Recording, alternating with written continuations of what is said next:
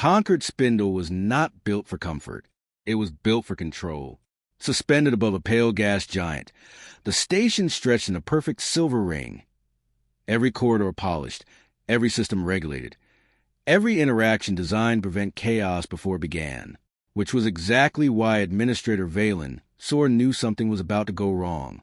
He had been awake for 19 standard hours, long enough to handle a food distribution panic in Sector 3, a translation dispute that nearly escalated into a trade violation, and a formal complaint insisting of visiting choir qualified as an acoustic weapon. None of that surprised him. Chaos was manageable. What he didn't trust was unpredictability, and humans were nothing but unpredictable. The notification arrived without urgency, which somehow made it worse. Incoming delegation. Human. Request. Live reception. Reason. Preference. Valen stared at the line longer than necessary. No automated intake. No buffer protocols. No distance. They wanted direct contact. Of course they did. He pushed himself off the administrative gantry, drifting downward through control gravity layers toward Dock 9.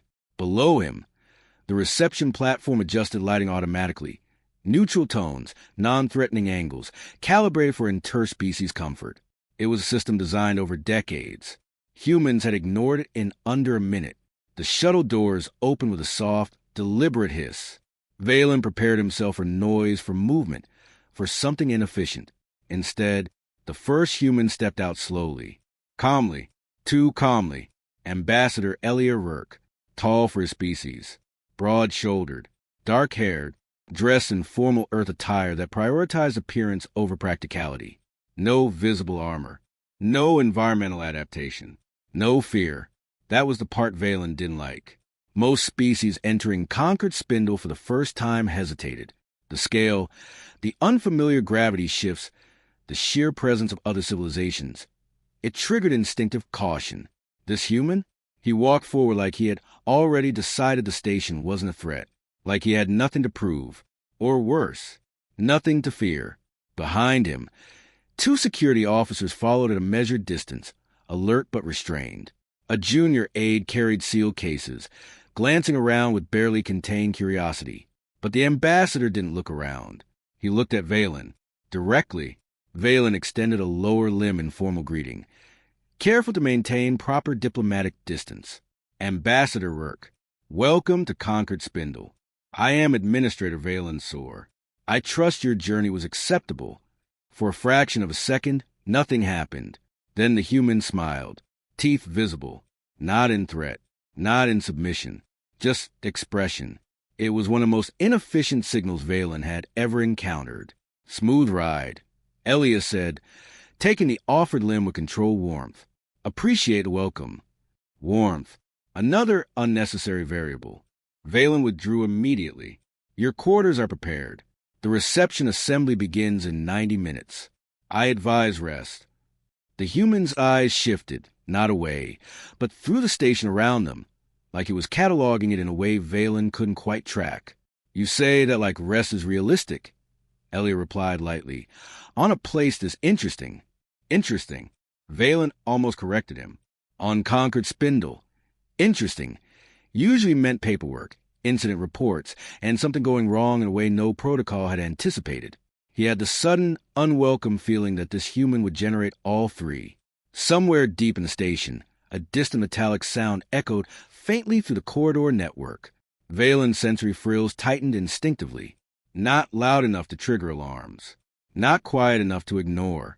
Behind him, systems continued operating as expected. In front of him, the human ambassador stood relaxed, observant, entirely at ease in an environment designed to unsettle outsiders. That was the moment Valen understood something important. This was not going to be a routine visit. Something about this human, something subtle but unmistakable, did not fit inside the station's carefully constructed rules. And when something didn't fit inside the rules, it usually broke them.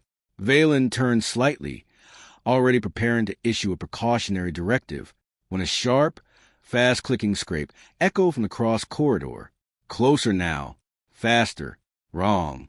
Valen froze, because he recognized that sound. and it was not supposed to be anywhere near Dock 9. The sound came again, closer this time.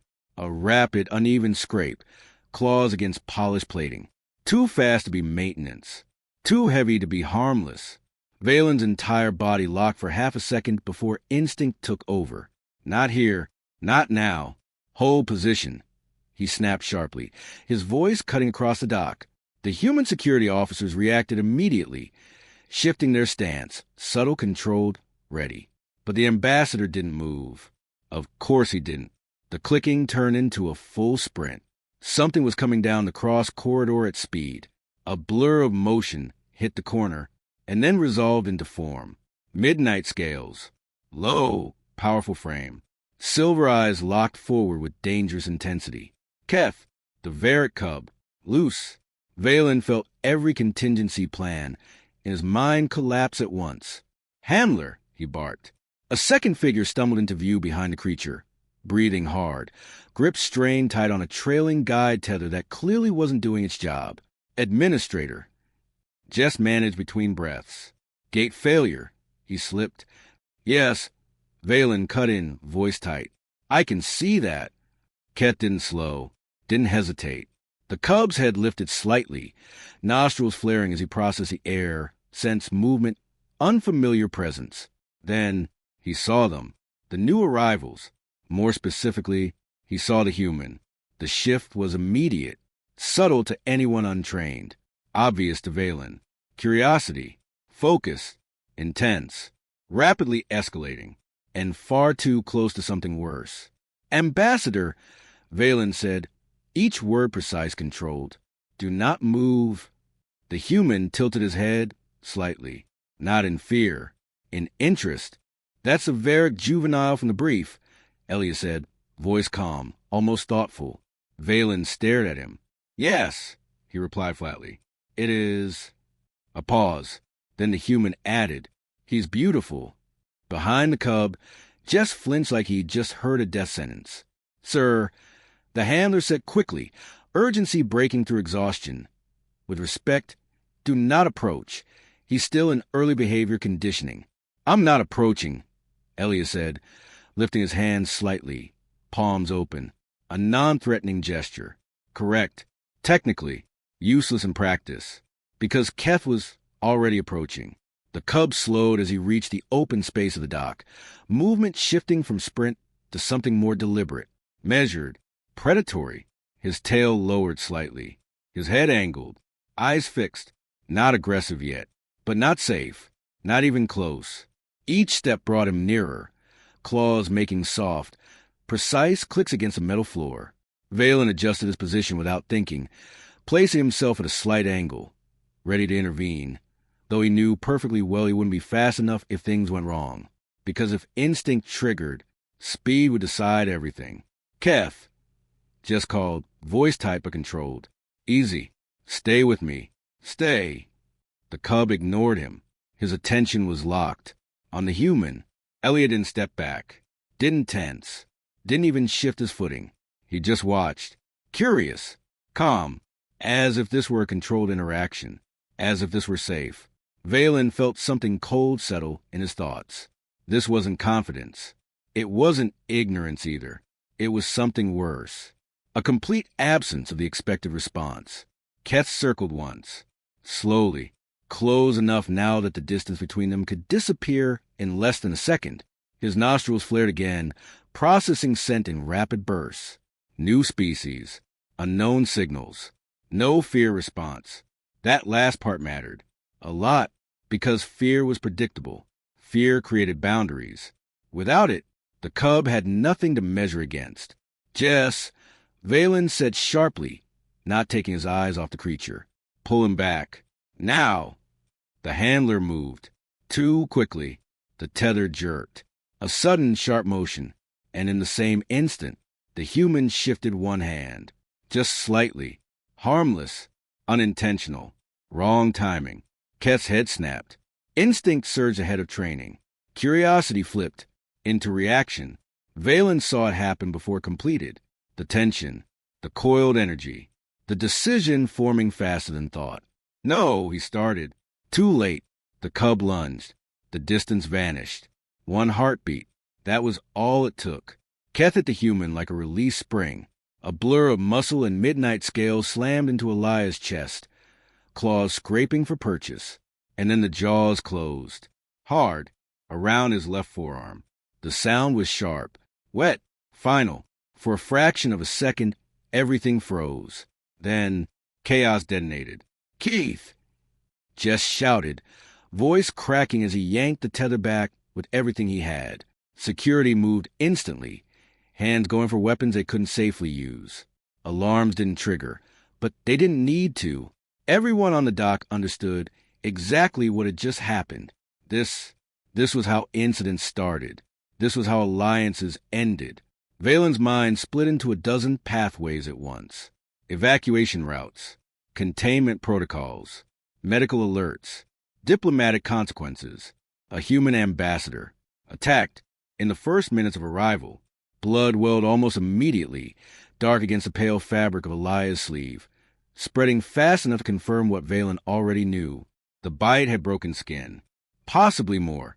Medical team Doc 9 now. Valen snapped, already moving forward. Venom protocol, full response. Because Veric biology didn't allow for minor injuries. Their jaws were built to crush. Their saliva was worse. Enzymatic chains designed to destabilize tissue, disrupt clotting, break resistance down from the inside. Even a partial bite could cascade. Even a shallow wound could escalate. And this was not shallow. Just struggled against the tether, trying to pull Keth back. But the cub wasn't resisting.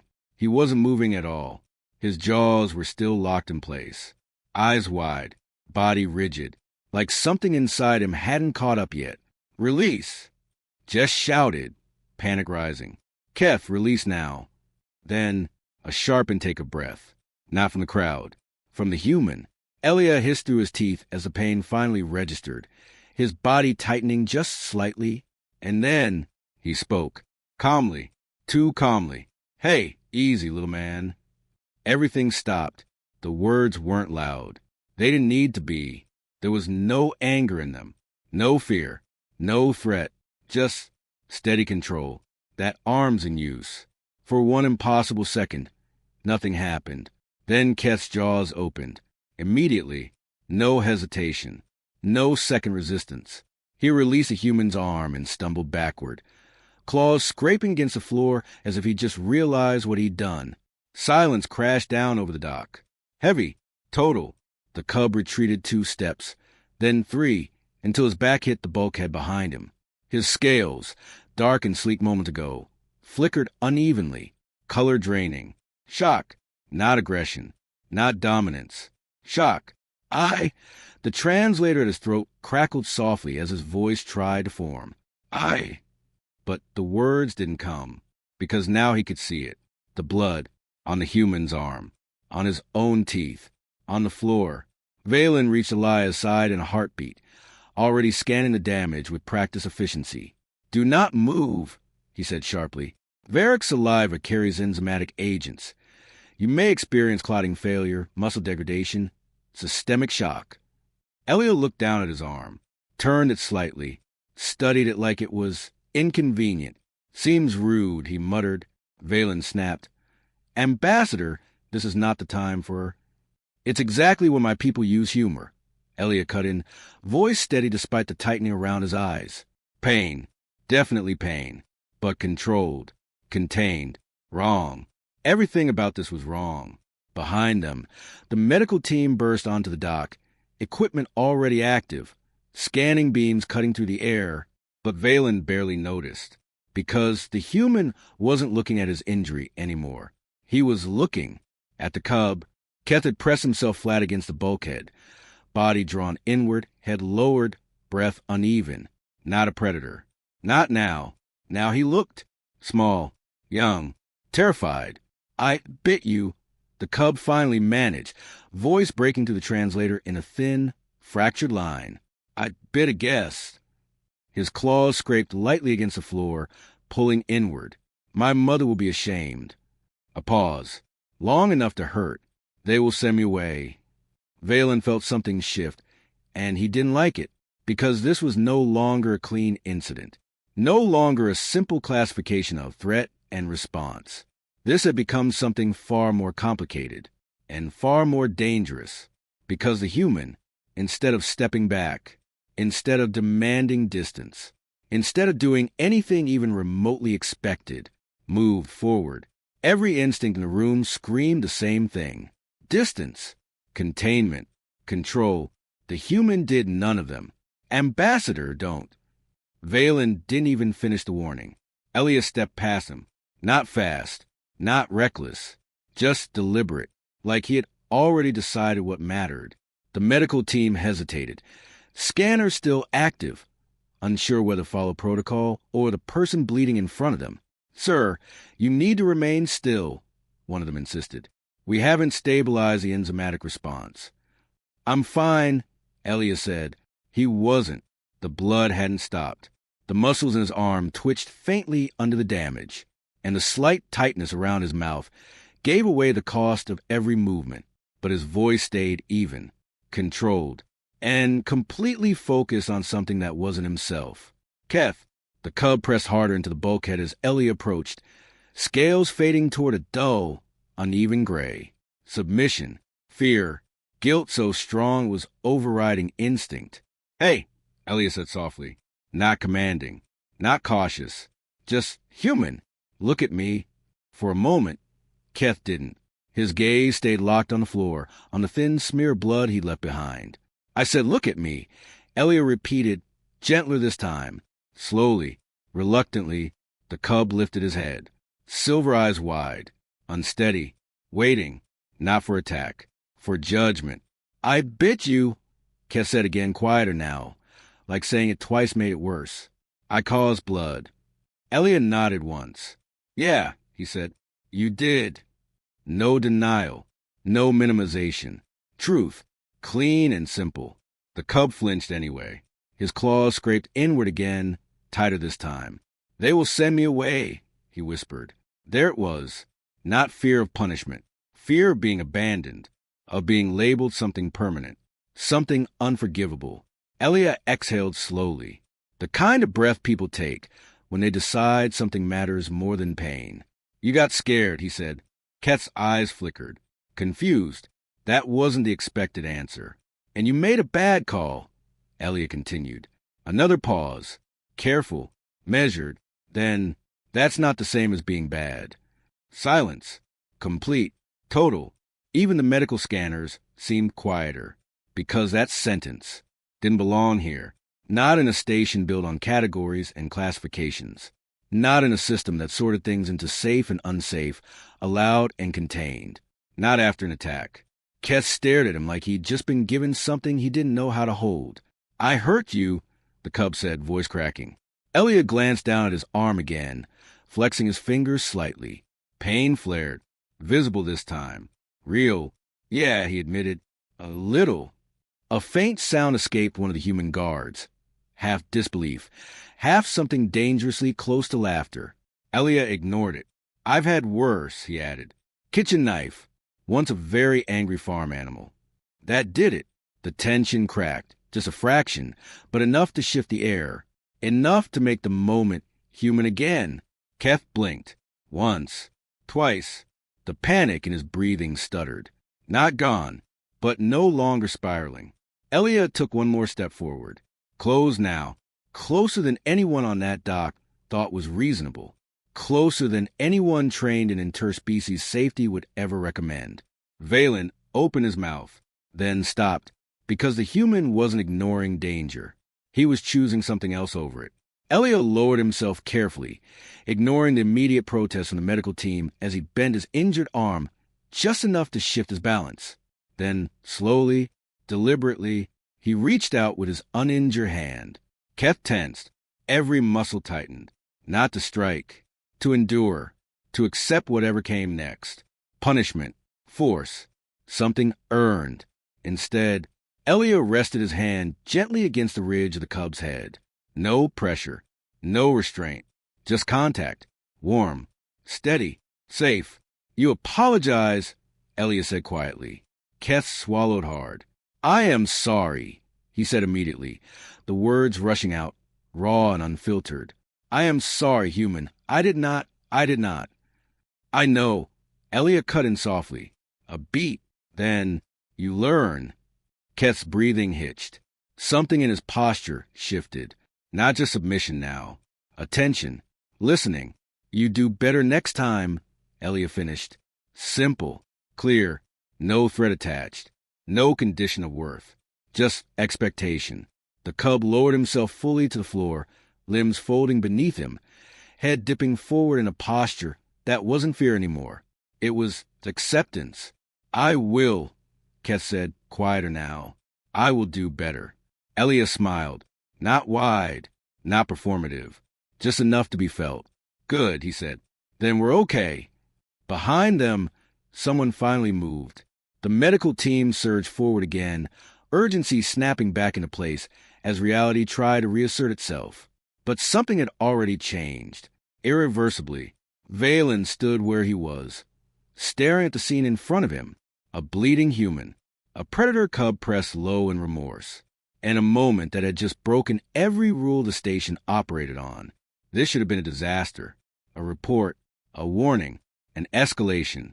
Instead, it felt like the beginning of something far more complicated and far more dangerous, because Valen was starting to understand something he did not like at all. The human hadn't just stopped the situation. He had redefined it. The medical team finally took control of the situation. Or at least, they tried to. Move him back. One of the medics said urgently, we need full access to the wound. No sudden motion, another added. If the enzymatic spread accelerates. I said I'm fine, Elia replied, not looking at them, which Valen realized with growing concern, was not the same as being fine. The ambassador allowed him to guide him back a step, just enough for the scanners to sweep cleanly over his arm. The fabric of his sleeve had already been cut away. Puncture marks. Deep, clean, too clean. The kind of injury that should have been worse. Much worse. Pressure stabilized, one medic muttered, frowning at the readings. Clotting responses. Fast. Faster than expected. Another added. Valen barely listened, because his attention was still on the cub. Keth hadn't moved from where he'd lowered himself. Not when the medics rushed in. Not when the tension shifted. Not even when the immediate danger had passed. He stayed exactly where he was. Head down. Claws tucked, like if he moved, everything would break again. Hey! The word cut through the clinical noise. Soft. Familiar now. Elia. Keth's head lifted immediately. Not fully. Just enough. Careful. Come here, Elia said. Every trained instinct in the room rejected that sentence. Valen almost interrupted. Almost. But something stopped him, because the cub didn't rush forward. Didn't pounce. Didn't even stand right away. He hesitated, like he wasn't sure he was still allowed to be close. I can't, Keth said quietly. I cause harm.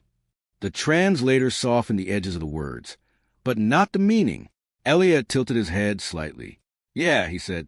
You did. No sugarcoating. No dismissal. Just truth again. Then, you also came back. That landed. Harder than anything else. Keth blinked. Confused. I what? You didn't run, Elia continued. You didn't hide. You stayed. A pause. Long enough for the idea to settle. That matters. Something flickered across the cub's scales. Not fear, not exactly relief. Something in between. Uncertain. Fragile. But I hurt you, Keth insisted, quieter now. That cancels arrest. Elia shook his head once. No, he said simply. It doesn't. The certainty in his voice didn't leave room for argument. That was new. Not force. Not dominance. Just clarity. Keth shifted slightly, one claw flexing against the floor, before tucking back in. If I come closer, he said slowly, I might do it again. There it was. The real fear. Not punishment. Loss of control. Elia considered that for a second, then nodded. Good, he said. Keth froze.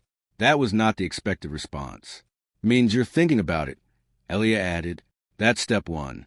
Step one. Not failure. Not disqualification. A beginning. The cub stared at him like the rules had just been rewritten. Because they had. "You don't trust me," Keth said. It wasn't an accusation. It was an attempt to understand. Elia smiled faintly. "I trust you to try," he said. Another pause. "And I trust you to stop if I say stop." Simple, clear boundaries. No fear attached. No threat behind it. Just expectation again. Keth processed that slowly, carefully, like something fragile was being placed in his hands. "Okay," he said at last. Then he stood, not all at once, not with the explosive motion he'd used before. Slow, deliberate, every movement controlled, measured. He took one step forward, stopped, looked at Elia. "Is this distance acceptable?" he asked. The entire dock went still again, because that had not been there before. Elia nodded once. "Yeah," he said, "that's good." Another step, closer now, still careful, still watching, still choosing. The difference was unmistakable. Keth wasn't moving on instinct anymore. He was moving on decision. And that changed everything. When he reached a safe distance, he lowered himself again, this time not in collapse, but in intention. "I am sorry," he said, voice steadier now. Not rushed, not panicked. Real. Elia's expression softened. "Accepted," he said. No lecture, no condition, just acceptance. The cub exhaled, a slow, shaky release of tension that had been building since the moment of the attack. Somewhere behind them, one of the medics muttered, "This is highly irregular." "No," Valen said quietly, almost to himself. "It isn't." Because he was starting to see the pattern, starting to understand what the human had done. This wasn't chaos. This wasn't recklessness. This was method, a different kind of control, one that didn't rely on fear. And somehow, it was working. Keth shifted slightly closer, just enough to test the boundary again. "Are you angry?" he asked. Elia considered the question. "Yeah," he said after a second. The cub stiffened. Then, "But not at you." That landed even deeper. "Anger's for when someone chooses to hurt," Elia added. "You didn't choose that. Not really." Keth's scales flickered faintly. Understanding beginning to form. Slow, incomplete, but real. "Then what am I?" the cub asked. The question hung in the air. Heavy, important. Elliot didn't answer immediately.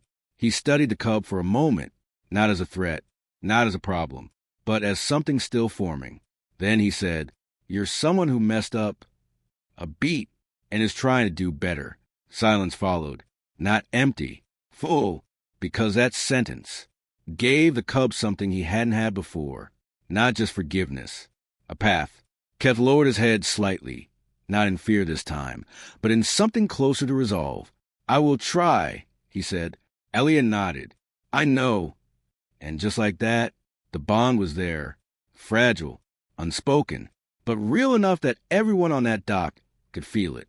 Valen exhaled slowly, tension leaving his frame in a way he didn't entirely trust. Because situations like this weren't supposed to stabilize. They were supposed to escalate, spiral, break. Instead, this one had shifted direction completely.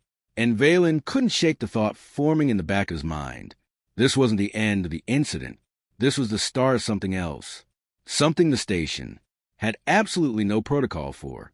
By the time the medical team finished stabilizing Elia's arm, the crisis, officially, was over. Unofficially, it had just changed shape. Enzymatic spread contained, one medic reported, still sounding faintly annoyed about it. Clotting response remains unusually efficient. Define unusually, another muttered. Faster than protocol allows for comfort. Elia flexed his fingers slightly. Pain flickered. Still there. Manageable.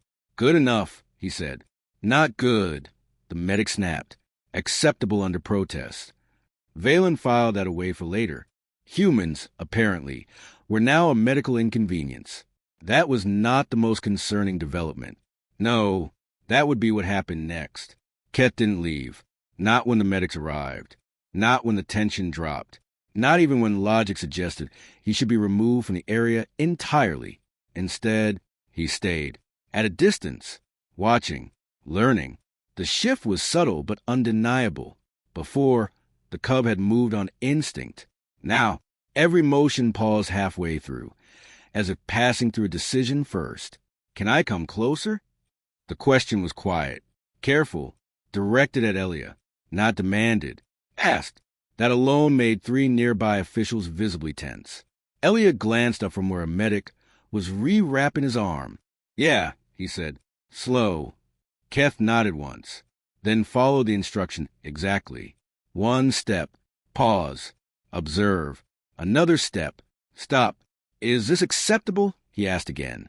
Elia gave a small nod. Still good. The cub settled a short distance away, not at Elia's side, not touching, just within range, close enough to engage, far enough to respect. It was precise. Valen felt something tighten in his thoughts. This wasn't random improvement.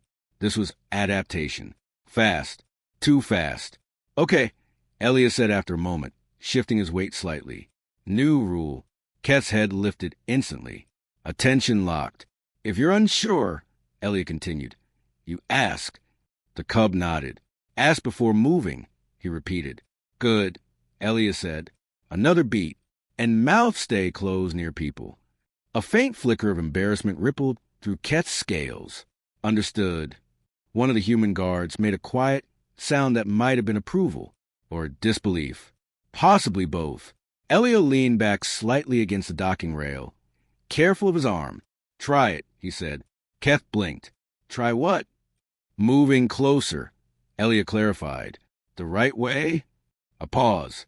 Then the cub shifted forward, stopped himself halfway, looked up. May I approach? Clear, direct, controlled. Elia smiled faintly.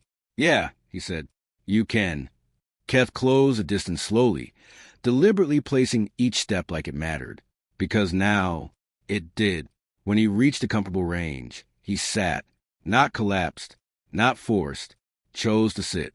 That distinction wasn't lost on anyone watching. Good restraint, Elia said. The words were simple, but the effect, immediate. Keth's scales shifted.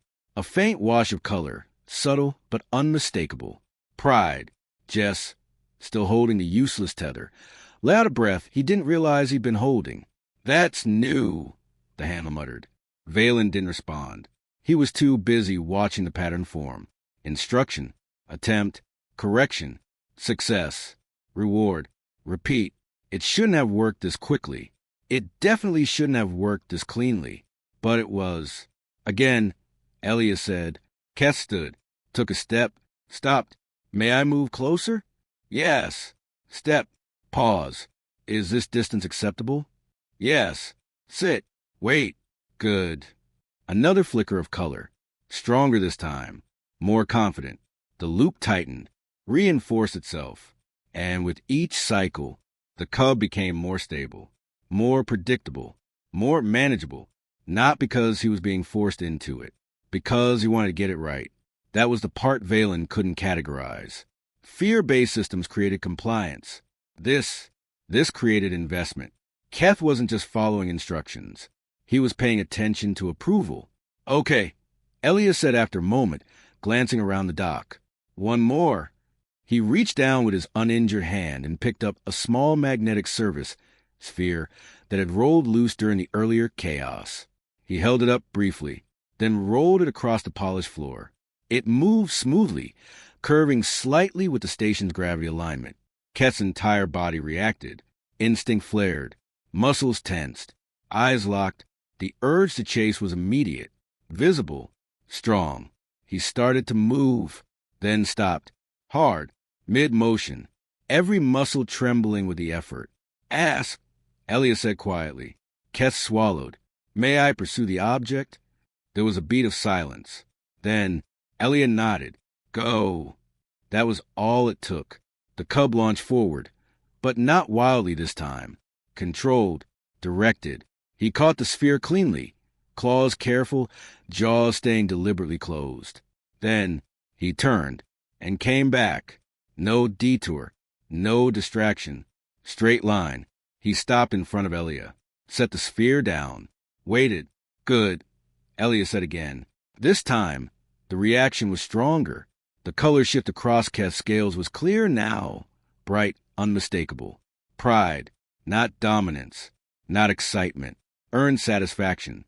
Valen felt something shift in the air around them, something subtle, but important, because now it wasn't just working, it was visible. Others were noticing. The guards, the medics, even passing staff at the edge of the dock, slowing just enough to watch. Curiosity replacing fear. Cautiously, carefully, but undeniably. Again, Keth asked, almost hopeful. Elia smirked slightly. Yeah, he said, rolling the sphere once more. And just like that, the loop continued. Each cycle smoother than the last. Each movement more controlled. Each response more intentional. Until the cub, who had lunged without thinking, was now stopping himself before the instinct completed. Valen exhaled slowly, because he understood now. This wasn't just de-escalation. It wasn't just recovery. This was something far more disruptive. The human wasn't managing the problem. He was changing it, rewriting behavior in real time, turning reaction into choice. And if that could be done once, if it could be repeated, then the implications stretched far beyond one cub, far beyond one incident, far beyond Conquered Spindle itself. Valen looked at the human, then at the creature now sitting calmly beside him, waiting for the next instruction like it mattered. And for the first time since the incident began, he felt something unfamiliar settle into his thoughts. Not fear, not control. Something far more dangerous. Possibility. News did not travel slowly on Conquered Spindle. It fractured, multiplied, mutated. By the time the dock was cleared and the official report even began forming in Valen's System Q, 3 separate versions of the same incident were already circulating through the station. In one, the human ambassador had nearly lost his arm. In another, he had subdued a predator with nothing but eye contact. And in at least 2 retellings, the cub had been moments away from killing someone before collapsing in submission. None of them were accurate. All of them spread anyway. Contain the narrative, Valen instructed, already knowing it wouldn't work. Limit speculation. Release only verified details. Yes, administrator. An aide replied, then hesitated. Which details are verified? Valen didn't answer immediately, because that was the problem. The facts were clear. The meaning was not. The first shift. By the time the evening reception began, the atmosphere had changed. Not visibly, not officially, but undeniably. Delegates gathered under the neutral lighting arrays, moving through polite introductions and structured conversation, while watching, always watching. The human ambassador entered late, deliberately so. His arm was wrapped in a clean, transparent medical mesh, still visible, still real, but no longer alarming. Contained, managed, controlled, except that wasn't what drew attention. Keth walked in behind him, not restrained, not forced, just present, at a distance, 2 careful body lengths back, exactly within the informal boundary Elia had established, close enough to follow, far enough to respect. Every head in the chamber turned, subtly, discreetly, but completely. That's him, someone whispered. The cub. Why is it not contained? Why is it near the ambassador? Why is the ambassador allowing it? Questions spread faster than answers. Fear hadn't vanished. It had evolved into confusion. Observation becomes interest. Keth stopped at the edge of the gathering, clearly aware of the invisible line between himself and everyone else. He didn't cross it, didn't test it, just stood there, watching, waiting. Valen noticed the hesitation immediately. Not fear this time. Something more complex. Permission. The cub wasn't sure if he still had the right to be close. That was new. Elia noticed it too. Of course he did. The human paused mid-conversation, glanced over his shoulder, then crouched slightly, ignoring the subtle pull of discomfort from his healing arm. You can come over, he said. Simple, casual, like it wasn't a decision that half the room was silently reacting to. Keth froze, just for a second, then moved, slowly, carefully, each step measured. Every eye tracked him, expecting something, a mistake, a slip, a return to instinct. It didn't come. He stopped at Elia's side. Saturday, claws tucked, head level, calm, not perfectly relaxed, but controlled, deliberately so. That is unexpected. Counselor Thress murmured quietly near Valen. That is an understatement, Valen replied. The question that changes everything. The conversation resumed, awkward at first, then cautiously normal, until Keth spoke. You hurt because of me. The translator carried the words clearly, too clearly. The nearest group fell silent instantly. Elliot glanced down at him. Yeah, he said. No hesitation. No softening. Truth again. Keth's tail tightened slightly around his body. Then why are you still nice? The word felt small in the air, insufficient, but honest, and it landed harder than any accusation could have. Because now, everyone was listening. Elliot didn't answer immediately. He considered it, actually considered it, then said, because pain doesn't always mean someone meant to hurt you. A pause, long enough for the room to absorb it. Sometimes it just means they didn't know what else to do. Silence spread outward in waves, table by table, group by group, not agreement. Not yet, but attention, full, undivided. Keth processed that slowly. You speak differently than adults, he said. A faint shift in tone, not criticism, observation. Elia smiled slightly. Humans are weird adults. A few quiet sounds, almost laughter, broke through the tension. Not many, but enough. Enough to change the atmosphere. The moment that breaks fear. Elia reached down, picked up a small serving sphere from a nearby tray, rolled it across the polished floor. It curved gently under the station's gravity. Keth's head snapped toward it. Instinct flared, paused, controlled. He looked back. May I? Yes. He moved, quick, but not uncontrolled. Caught it, returned, set it down, waited. Good, Elia said. Again, simple, consistent, and the effect, immediate. Keth's scales shifted to that now familiar shade of quiet pride. Not dominance, not threat, something softer, something earned. The room noticed, more than noticed, understood. Not fully, but enough. That is not containment, Thress whispered. No, Valen said slowly. It isn't. Because containment relied on restriction. This relied on participation. The turning point. By the third repetition of the small exercise, the atmosphere in the room had shifted again. Less tension, less expectation of failure, more curiosity. People leaned slightly closer, not physically, but mentally, watching not for danger, but for outcome. And when nothing went wrong, when the cub remained controlled, when the human continued as if this were entirely normal, something subtle broke. Not the rules. Not yet, but the certainty behind them. Administrator, Thress said quietly, is the ambassador training the hazard species? Valen didn't answer right away, because the question itself was flawed. He watched the human, watched the cub, watched the interaction that should not have been stable, and somehow was. I don't think, Valen said slowly, that he would use that word. A beat. Then, I believe he would say. He paused, because even now it sounded wrong, impossible, but also accurate, that they're becoming friends.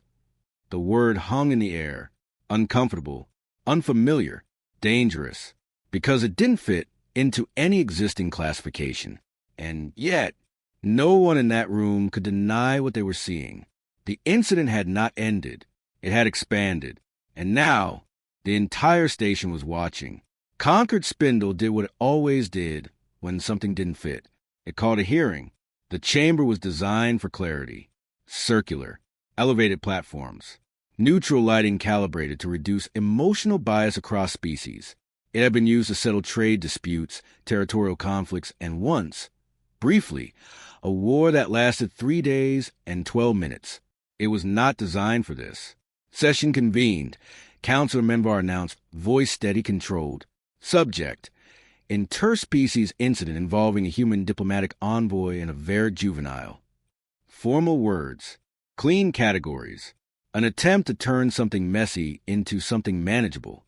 At the center platform, Elia stood, arm-bound in a simple sling now, healing progressing faster than any medical model preferred to acknowledge. Beside him, Keth, still, quiet, claws tucked, not restrained, not forced, just present. Behind them, Jess stood rigid, caught between responsibility and something dangerously close to relief. And around them, dozens of representatives, watching, evaluating, deciding, ambassador work. Menvar continued, "Do you confirm that the juvenile caused your injury without deliberate provocation?" A simple question, a necessary one. Elia nodded once. Yes. A ripple moved through the chamber. Not surprise. Confirmation. And yet, Menvar added, eyes narrowing slightly, you have declined formal grievance, security separation, and hazard compensation. Another pause. Longer this time. Also yes, Elia said. The ripple returned. Stronger. Because now the contradiction was undeniable. Explain, Menvar said. Not a request. A demand for logic. Elia glanced down briefly at Keth. The cub didn't look up, didn't move, just listened. Because he got scared. Elia said simply. The room stilled. He made a bad choice, he continued. Another pause. Then, and he knew it the second he did it. Keth's head lowered slightly. Not forced, not commanded. Chosen. I did know, the cub said quietly, the translator carrying his voice farther than he intended. I was ashamed before the human even bled. That changed something. Not everything, but enough. Because that didn't sound like a weapon. It sounded like a child. A dangerous one. But still, a child. Dr. Vaughn stepped forward next, irritation visible in every movement. Medical report, she said, projecting the scan results into the center of the chamber. The ambassador's injury should have been catastrophic. The image rotated slowly. Puncture, depth, jaw pressure analysis, toxin pathways. All of it pointed to the same conclusion. This level of force typically results in bone fracture, she continued. The enzymatic compounds present should have initiated rapid tissue degradation. A pause. Sharp. Precise. They did not. Eyes shifted. Attention sharpened. Human physiology, Vaughn said flatly, is inconvenient. A few confused glances passed between delegates. She elaborated. Dense skeletal structure. Rapid clotting response. Aggressive immune function. High tolerance for pain. Another pause. Then, in simple terms, he survived because humans are harder to break than they appear. That landed, because now, the narrative shifted again. Not just emotional anomaly, biological one. Menvar nodded once, then returned to the core issue. Biology aside, he said, your response remains illogical. Why comfort the juvenile instead of isolating the threat? There it was, the real question, not what happened, why it was handled differently.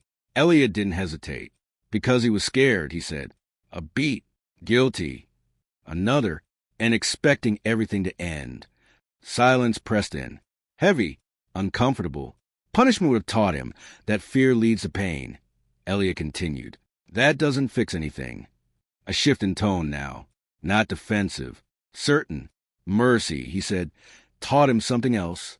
Menvar leaned forward slightly. And what is that? Elliot met his gaze. That fear doesn't have to decide what happens next. The chamber reacted. Subtle, but widespread, because that idea didn't fit. Not cleanly, not safely. A security marshal clicked sharply from across the chamber. You cannot apply juvenile correction models to a Category 5 predator. Flat, certain, final. Elliot glanced over. We do it all the time, he said. That got attention. Full attention. On your world, someone asked. Everywhere, Elliot replied. Not with Varric. Obviously, but with things that bite, claw, trample, poison. A faint shift of humor touched his expression, and occasionally throw furniture.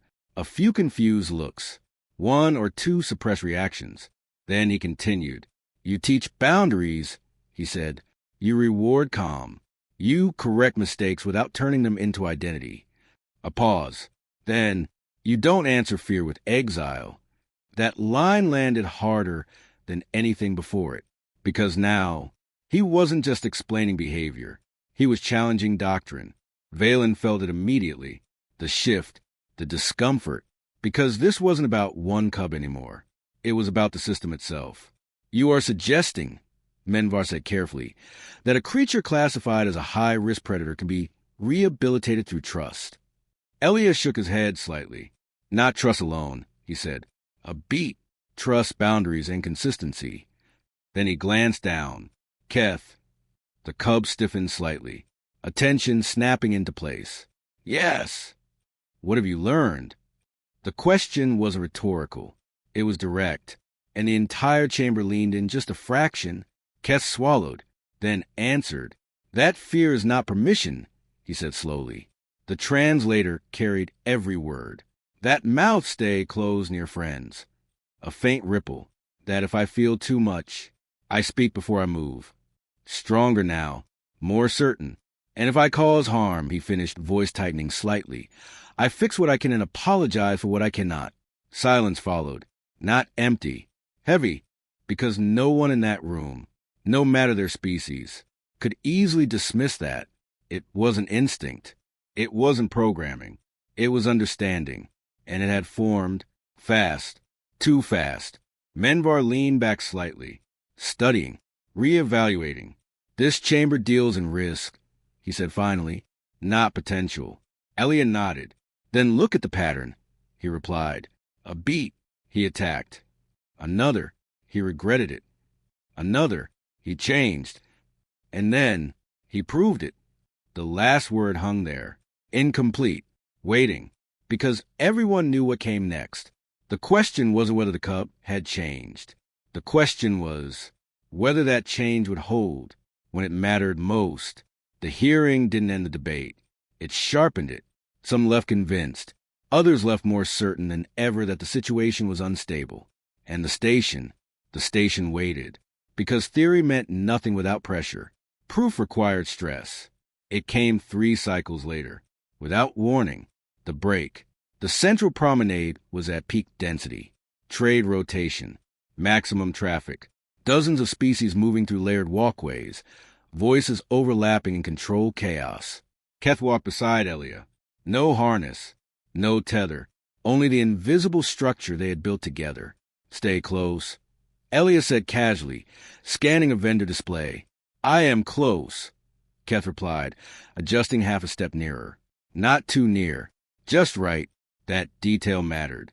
Valen was across the promenade, reviewing transit logs when the first sound hit. A sharp metallic crack. Too loud. Too wrong. Heads turned upward. Half a second too slow. The overhead cargo rail had failed. One anchor snapped. Then another. The suspended trolley, fully loaded, lurched sideways. Momentum took over. It began to swing, directly above the crowd. Clear the lane, someone shouted. Too late. Panic spread outward, but not evenly. People moved away from the center, away from danger, except directly beneath the falling mass. A small Bolari child stood frozen, too young to process, too afraid to move. Valen saw it. Calculated distance. Reaction time. Insufficient. Security drones hadn't deployed yet. No one was close enough. No one, except the decision. Keth moved. Instant. Explosive. Predator speed. Everything the council feared. Unleashed, but not uncontrolled. Not this time. His trajectory wasn't random. It was precise. He cut through the crowd in a blur of midnight scales and control force. No collisions, no panic strikes. Every step placed, every movement directed. Elliot turned, saw it, didn't shout, didn't call him back. Because in that fraction of a second, he understood. This wasn't instinct alone. This was choice and motion. Impact. Keth reached the child just as the trolley dropped. No time for words. No time for permission. He acted. One powerful lateral strike. Not claws. Not teeth. Shoulder. He hit the child hard enough to send them both rolling out of the impact zone. A controlled collision. Measured force. Just enough. Behind them, the cargo trolley slammed into the deck. Metal screamed. Glass containers shattered. A cloud of fine red spice dust burst into the air. Shock waves rippled through the promenade. Screams followed. Then silence. One heartbeat. Two. Then chaos tried to return. The second test. Security drones dropped from the ceiling. Fast. Automated threat response engaged. Their targeting systems didn't see context, didn't see intent. They saw a large predator, moving fast, near civilian. Light snapped onto Keth. Red targeting beams locked, weapons primed. And this was the real test, not the rescue. What came after? Keth froze, not out of fear for himself, but because the child was still clinging to him, crying, alive, small arms wrapped tightly around his neck. I moved too fast, Keth said, voice tight. Stand down. Eliah's voice cut through the air like a command. He stepped forward, directly between the drones and the cub. No hesitation, no fear. He just saved a life. The drones didn't lower immediately. Protocol resisted, processing, evaluating, waiting for override.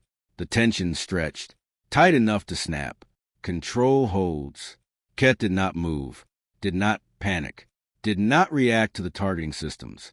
Everything in his nature should have triggered fight, flight, something. Instead, he lowered himself slowly to the ground, carefully, so the child wouldn't fall, so the child would feel stable. Safe. I was trying to be careful, he said quietly. I smelled fear and metal and falling. Elias stepped closer, placed a steady hand against Keth's neck ridge. You did good, he said. Simple, certain, no doubt. The drones powered down, one by one, weapons retracting, threat level reassessed. Resolved, the moment that changes everything. The Bolari parent reached them seconds later, panic-driven. Desperate, they pulled the child close, checked frantically, searched for injury, found none, then, slowly, looked at Keth, really looked, trying to reconcile what they saw with what they had been taught. A predator, a hazard, a risk, and yet their child was alive because of him. The child, still shaking, leaned back slightly from their parents' grip, looked at Keth, reached out a small hand, and said, "Thank you, Big Bitey." The words were imperfect, simple, but they landed harder than any argument in the council chamber. Keth blinked, once, then answered, softer than anyone had ever heard him speak. "You are welcome." The shift, that was it. Not the crash, not the rescue, not the drones. The thank you, that was the moment everything changed, because fear had been replaced. Publicly, visibly, irreversibly. The parent followed a second later, more formal, voice shaking. Thank you. Then others, witnesses, vendors, bystanders who had seen everything. One by one, acknowledgement spread, not forced, not required, given, freely. The narrative didn't fracture this time. It aligned. Every version of a story said the same thing. The cub had seen danger, controlled himself, and chosen to protect. Valen understands. Valen stood at the edge of the ruined promenade, watching the aftermath unfold. Security teams moving in, medics scanning, crowds are forming. But his focus stayed on one point, the cub, and the human beside him, because now there was no ambiguity left, no theory, no debate. This wasn't potential. This was proof. The system hadn't accounted for this. Couldn't, because the system only asked one question. What can this creature do at its worst? The human had asked a different one. What can it become at its best? And now, for the first time, the station had an answer. The market incident didn't end the discussion. It ended the doubt. Not completely. Not for everyone. But enough. Enough that the next council session felt different before it even began. The final judgment. The chamber filled faster than usual. More observers. More witnesses. Fewer assumptions. Keth sat beside Ellie again, But this time, no one looked at him like an accident waiting to happen. They looked at him like a question already answered. Session reconvened. Menvar announced, less rigid now, still formal, but no longer pretending certainty. This chamber recognizes the actions of the Varric juvenile during the recent promenade incident. A pause, measured, careful, specifically, controlled response under stress, preservation of civilian life, and demonstrated behavioral restraint. Those words mattered. They weren't emotional. They were official, and they rewrote everything. Motion. Another council member added, to suspend Category 5 has a classification pending long-term evaluation. A ripple moved through the chamber. Not shock, expectation. Seconded. Proceed to vote. No long debate this time. No drawn-out argument, because the proof had already happened. The result, not unanimous, but decisive. Motion carried. Just like that, the label changed. Not erased, but broken. And once something breaks, it never fits the same way again. A new system begins. It didn't stop there. It never does. Additional proposal. Menvar continued, glancing toward Elia. Pilot program. Interspecies juvenile acclimation. That got attention. Full attention. Modeled partially on human developmental frameworks, he added, with clear reluctance. Translation. They didn't fully understand it, but they couldn't ignore it anymore. Focus. Behavioral guidance, emotional regulation, and controlled exposure. A few delegates shifted uncomfortably, because this was bigger than one cub. This was systemic change. Vote! Less hesitation this time. More curiosity. More openness. Approved. And just like that, what started as an incident became policy. The quiet after. Later, much later, when the chamber had emptied and the noise of decision faded into background systems, Valen found them in the garden dome. He wasn't surprised. Elia sat on a low stone bench, posture relaxed for the first time in days. Keth lay beside him, stretched out in filtered light, no longer coiled in tension, just resting. Peacefully, Valen hovered nearby for a moment before speaking. You have altered 17 sectors of protocol, he said. No accusation, just fact. Elia glanced up. Seems efficient. Valen almost reacted. Almost. Then stopped, because somehow that answer fit.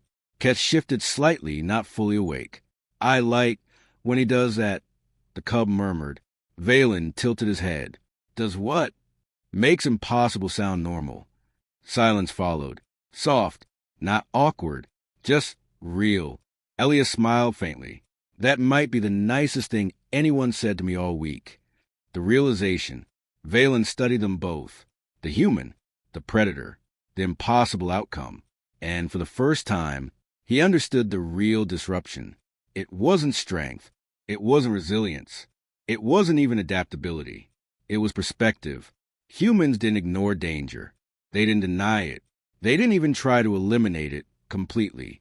They did something far more unsettling. They looked at it, understood it, and then asked, what else could this be? That question, that one question, had changed everything. The choice that seals it. You are not leaving him behind, Valen said. Not a question. A conclusion. Elia looked down at Keth, then back up. No, he said. Simple. Certain.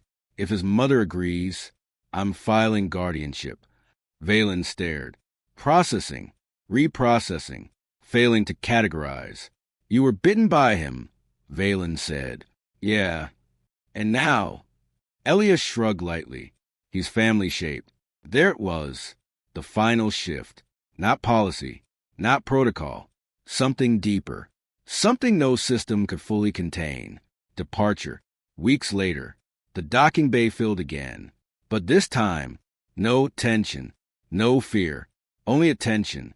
Keth stood beside Elia, wearing a fitted travel harness marked with council insignia. Not restraint. Recognition. Just made final adjustments, voice steady but eyes not quite matching. Remember what we practice. I know, Keth said. And he did. Words before instincts. Ask before touching. Mouths closed near friends. Elliot added quietly, and if that fails?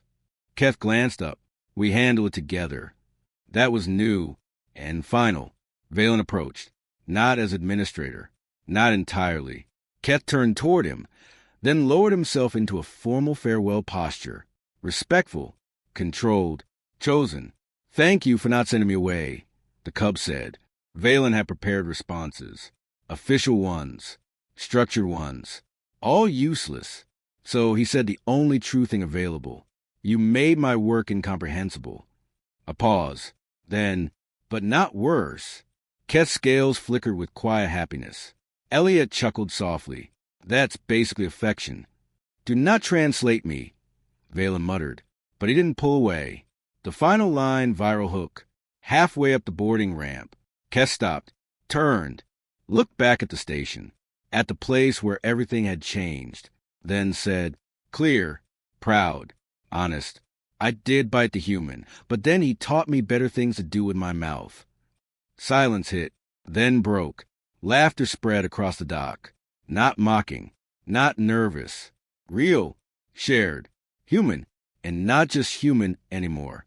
The legacy, the shuttle lifted, disappeared into the stars. But the change stayed. Protocols rewritten, categories expanded, fear questioned, and somewhere in Valen's system, a new file opened, not labeled as hazard, not labeled as anomaly, but something far more difficult to define. Human cultural impact, ongoing.